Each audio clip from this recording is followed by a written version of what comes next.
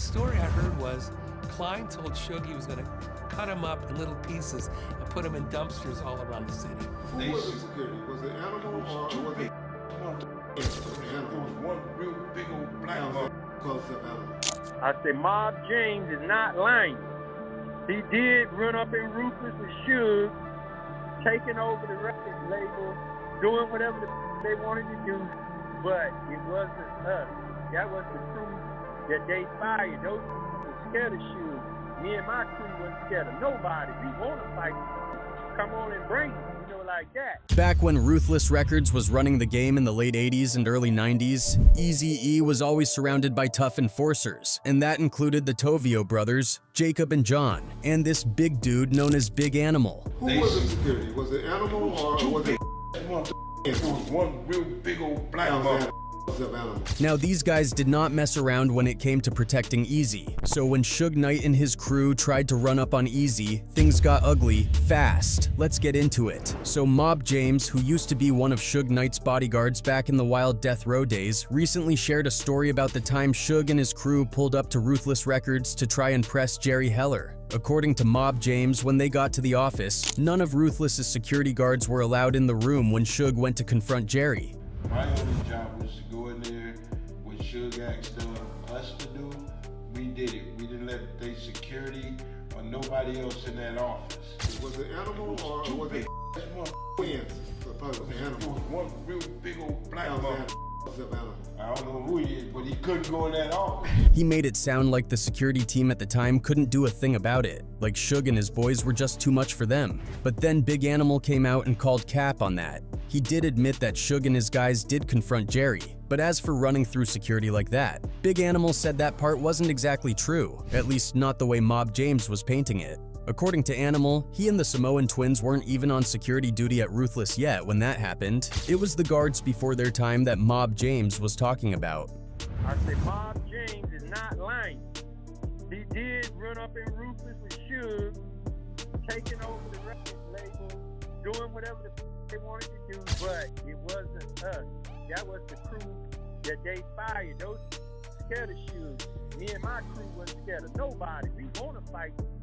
Come on and bring it, like that. Big Animal made it clear. If he and the twins had been there that day, there's no way Suge and his goons would have made it past the front desk, let alone to Jerry Heller's office. And honestly, most fans believe Big Animal, because if you've ever seen a photo of those dudes, you'd understand why. The Samoan twins were massive, towering, broad, and built like tanks. They were the kind of guys who didn't need to say much. Their presence alone made people think twice. You'd always see them flanking Eazy-E in pictures like two walking fortresses. Then you had Big Animal himself, this huge black man, tall, thick, and all business. His main job was making sure Eazy was good, whether it was at shows, in the studio, or in meetings. Wherever Eazy went, Animal was right there, ready for whatever. He was loyal and not the type you wanted to test. And here's the thing. The reason Ruthless brought guys like Big Animal and the twins on board in the first place was because of Suge's little stunt. That moment with Jerry Heller made it clear that Ruthless needed to beef up security for real,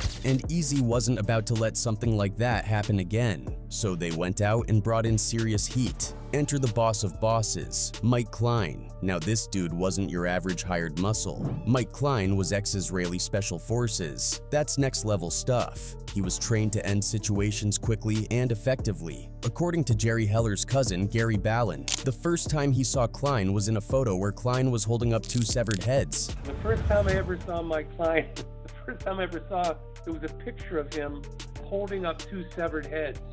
He was in his uniform, so, he was one of those crazy Israeli, army guys. That should tell you the kind of vibe he brought. Ruthless brought Klein in specifically to deal with the Suge Knight problem. And Klein didn't come alone. He rolled with a crew of guys who were just as intense. Once Klein's team took over security, everything changed. According to Ballin, Eazy loved Klein. He liked that Rambo, no-nonsense energy Klein brought to the table. He was a beast when it came to hand-to-hand combat, and he was a marksman with a gun. Even Big Animal admitted that at first he didn't know what to make of Klein, but that changed fast. So then we met Mike Klein.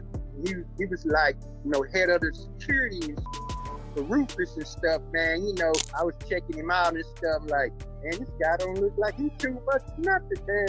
Boy, was I wrong. Klein never missed a shot at the range and had this unsettling calm about him, like he smiled at chaos. This fight Klein can box, he can fight, he can shoot. You know how, like, shoot a target, you know, they go like bang, bang, bang, you know, and they're like, hit the bullseye. And Klein actually confronted Suge Knight face to face. There are two versions of the story. One says Klein looked Suge dead in the eye and told him that if he ever came back to Ruthless uninvited, he'd leave in a casket. The other version was Klein supposedly said he'd chop Suge into pieces and dump him in dumpsters all across LA. The story I heard was Klein told Suge he was going to cut him up in little pieces and put him in dumpsters all around the city.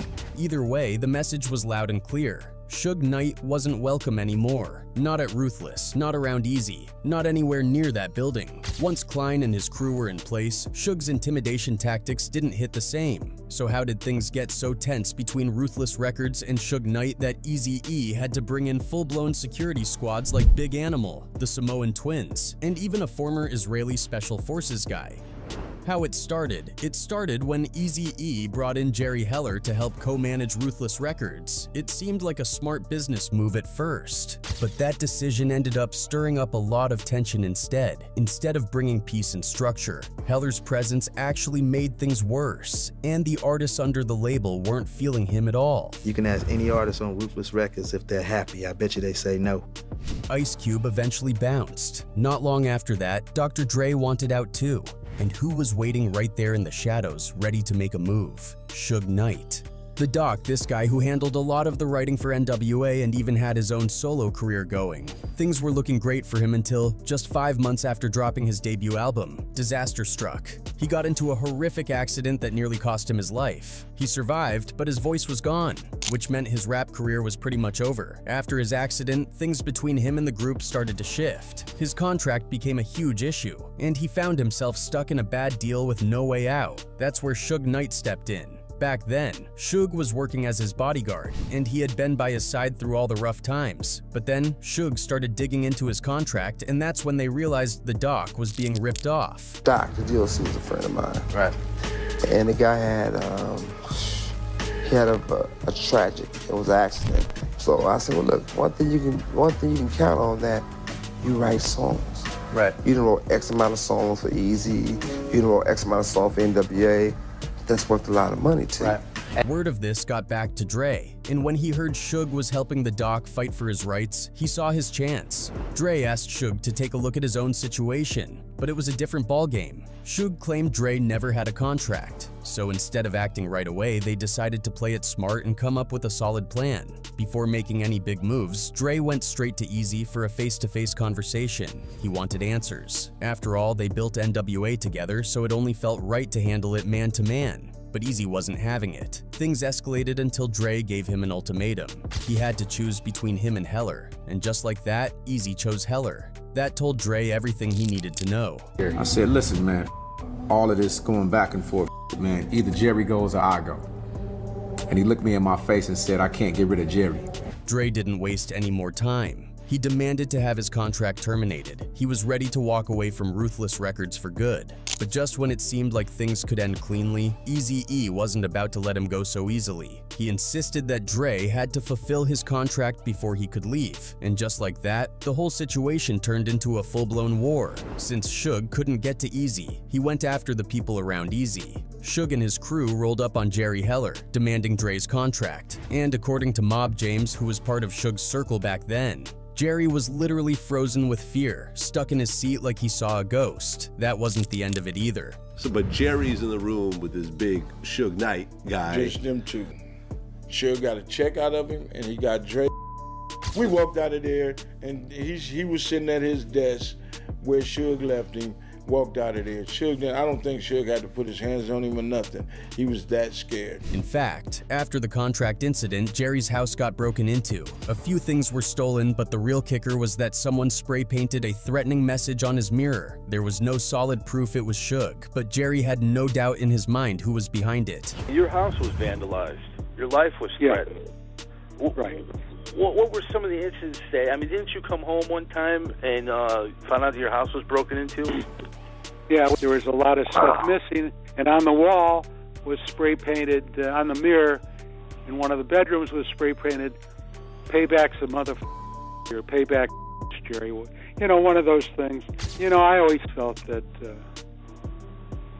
that Suge had something to do with it. From that point on, Jerry was spooked. Just hearing Suge's name was enough to make him lose it. Things at Ruthless were getting shaky, and the pressure from Suge wasn't letting up. That's when Eazy and Jerry decided to bring in some serious backup. Fast forward, and at the end of it all, even Eazy-E, the one who had defended Jerry for so long, finally saw the truth. Jerry really was robbing him blind. Ice Cube had been right all along. Jerry Heller just wasn't fair with his money and misappropriated a bunch of Eazy-E's funds, and he started feeling like Ice Cube was right. But by the time Eazy realized it, the damage was done. He fired Jerry, but for many that felt like nothing more than a slap on the wrist. Some even argue that Jerry was lucky. Eazy could have done far worse to him than just letting him go. On top of stealing from Eazy, Jerry had indirectly caused one of the biggest feuds in hip-hop history between Eazy and Suge. And just to top it all off, after everything he did, Jerry had the nerve to turn around and sue Eazy. So yeah, considering all that, the fact that Eazy just cut ties instead of retaliating shows he showed a lot more restraint than most would have expected. Eazy could have gone there if he wanted to. His street ties were no joke. Beyond the Israeli security muscle, Eazy had another dangerous connection most people don't talk about: the Mexican Mafia. Eazy always had a deep respect for Chicano culture and was genuinely into the Latin side of hip-hop. That love for the scene led him to sign Brownside, a Chicano rap group led by the late Toker, a real street legend. Eric was always into the Chicano rap, and well, not even Chicano rap, he was just into the Latinos, because he knew that they were his fans. He had already signed the Brownside, and then he ended up signing Kid Frost, and we ended up working on the Brownside record, you know what I mean? And you know, that was his thing. He thought everything was about the Latinos, you know what I mean? According to Toker, the connection with Eazy happened pretty naturally. Eazy heard one of Brownside's tracks through a mutual acquaintance, and the rest was history. He reached out, they met up, and from there, it was all love. How you hook up with Eazy-E? Because, I mean, you're on Ruthless Records now. Yeah, we plugged up with the homie 3 years ago. He heard our music through some other people. He found out we real motherfuckers from the streets, you know. So he wanted to f with us. But the Brownside wasn't just a rap group trying to make it big. These guys were the real deal. They were gang affiliated and had serious weight in the streets. People who knew them back then would often say that just standing in the same room with these dudes was enough to make someone's knees buckle. Their reputation was no joke. Toker, yeah, they were on Ruthless, man, yeah. Another dude that ain't no joke. Toker was one of the few cats that I just was nervous. He's raw as hell, basically. He just one of them dudes. He's cool. He was super cool. Yeah. He's super cool. But you can tell it's a gun somewhere. It's strapped somewhere around here. Real motherfucker. These guys ain't rappers. These guys are real gangsters. Because I worked with other gangster rappers. These guys are real. That's part of what drew Eazy to them. He loved how the Latino gangs treated each other like family, loyal to the core, no questions asked. To them, your homies were your blood, and they'd go to war for you in a heartbeat. Eazy admired that ride-or-die mentality and kept them close. He knew that if things ever turned dangerous, and they often did in Eazy's world, these were the guys who would step up without hesitation. One major example of this loyalty came when there were rumors that a white supremacist group, the KKK, had allegedly put a hit out on Eazy. Now, whether or not that story was blown out of proportion, Eazy himself reportedly said that if anything had happened to him, it would have set off a full-scale riot in Compton. Why? Because the Mexican gangs would have gone to war for him. That's how deep their loyalty ran. He said, remember when the KKK had that hit on me? And he said, I bet if something had happened to me, the Mexicans would have been down, you know? And he said, if something happened to me, he goes, I think there would have been a riot. But long before he signed legendary Chicano rap groups or worked with Latino artists, Eazy had tight relationships with the Mexican homies in his circle. One of his closest friends early on was a Mexican-American named Damon Trujillo, better known as Crazy D. If you look closely at the cover of NWA and the Posse, NWA's very first album, you'll notice something that threw fans off for years. Here's the thing. NWA stood for N with attitude, so when people saw the album cover, they couldn't help but wonder who the one person that obviously didn't fit the name was. At first, rumors started floating around that someone might have photoshopped themselves into the iconic picture. But if you go back and look up the real album cover, they're all the same. That man standing proudly in the photo is Crazy D. Crazy D wasn't just there for the picture though. At that time, he was actually more involved with NWA than some of its core members, like MC Ren, who only ended up in the photo because he happened to be with his friends that day. Crazy D wasn't just part of the crew, he was contributing to their music too. In fact, he was credited on NWA's first single ever, Panic Zone, where he helped shape the sound they were building. In a way, Crazy D proves that Eazy's bond with the Mexican community was there from the very beginning. But Eazy's relationship with the Latino community didn't stop there. Years later, he would go on to cement that connection in a big way when he signed Brownside. Brownside, in particular, was something special. Under Eazy's guidance, they became pioneers of Chicano rap, laying down the blueprint for how the genre would sound and feel. But Brownside wasn't just another rap group trying to capitalize on a trend. These guys were real gangsters, straight out of the streets with stories to tell. Everything they rapped about was authentic. There were no exaggerations, no clout-chasing antics, just raw, real-life experiences that reflected who they were. Came up and started blasting 'cause I knew they couldn't fake it. And I'm straight gang related. Brownside was also in the mix during the whole beef between Suge and Eazy, and they played a huge role in keeping Eazy safe during this time. According to Toker, he and the Brownside crew showed up at Ruthless Records right when things started getting heated between Eazy and Suge. Toker described it as almost fate, like destiny brought them there at just the right time. Toker said that during one of their conversations, they told Eazy straight up, "If there's anyone you want gone, just say the word." Eazy, being the kind of guy he was, tried to brush it off. He told them, "It's not like that, man," trying to downplay the situation. But Toker wasn't having it. He looked Eazy in the eye and said, "Nah, it's exactly like that." Told E, we rolling with you, fool. We got your back. What's cracking with this death row ruthless? Who you want gone? Cause we ain't around. Toker made it clear to Eazy that if he just mentioned a name, they'd handle it. And he wasn't bluffing. Toker said they had youngins, kids who were 15 or 16 years old, that were more than ready to step up and do the job. In Toker's words, at most they'll let them out when they're 22, so you don't gotta worry about a thing. That's how serious they were. I'ma send my little young juvenile torpedoes so they can go ahead and do YA life.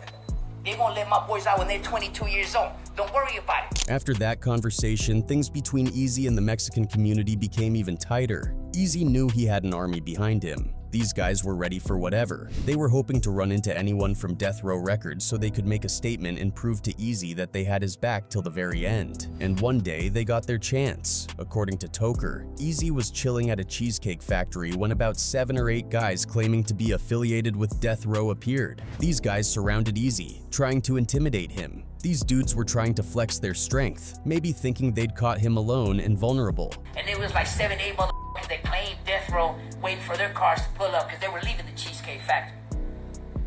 Right when my boy E walked past them, they all surrounded him. What's up? And they were saying the N-word. But they didn't realize what they had walked into. Out of nowhere, the tables turned. Suddenly, the Death Row guys found themselves surrounded. And not just by a few people, Toker described it as feeling like they were at a Mexican soccer field. The entire place was filled with Mexican gang members who showed up to protect Eazy. These weren't random guys either. They were real gangsters, people who didn't play around. And all of a sudden, them 7, 8 motherfuckers looked around like, we're surrounded. They thought they were at a Mexican soccer field surrounded by Mexican soccer players, but it was us. I said, what's up, man? You motherfuckers got beef with my brother Eazy? They were like, oh, damn. You motherfuckers got beef with my little brother Eazy? You got beef with me, motherfuckers. And then my little homie started coming out with the heat. They were like, no, man. The Death Row affiliates were completely shook. The intimidation game flipped on them real quick and they knew they were outnumbered. Without wasting any time, they scrambled out of there, jumping into their cars and speeding off like their lives depended on it. And just to send a message, Toker and the crew didn't let them leave quietly. Toker told them straight up, "In case y'all want to come back, you're more than welcome. We'll be right here waiting." This was a statement, one that made it loud and clear that Eazy-E wasn't alone, and if anyone thought they could intimidate him, they'd have to deal with the Mexican gangs of Compton.